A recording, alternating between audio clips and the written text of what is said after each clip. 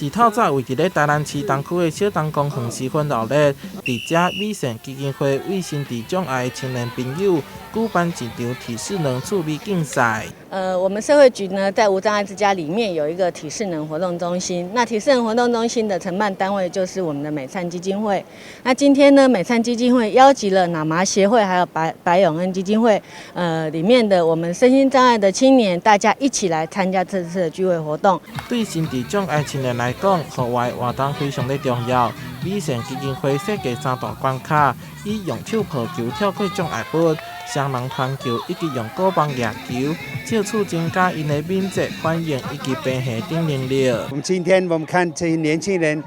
虽然他们的能力每一个都不太一样，不过一起玩得很愉快，比赛。这是很大的一个幸福。这场活动特别邀请到知名的艺人张庭甫，伊自透早就南下，为暖身活动开始，到每一个游戏关卡，拢伫个边仔协助这的心地障碍朋友，并为因加油打气。因为其实之前今天会来到这边，其实之前就有跟那个美善基金会有很多的合作，所以他们这次又邀请我来陪这些小朋友们一起运动，然后我一直都很喜欢，就是陪着他们这样子一路成长、一路运动，所以对我来说，自己也是一个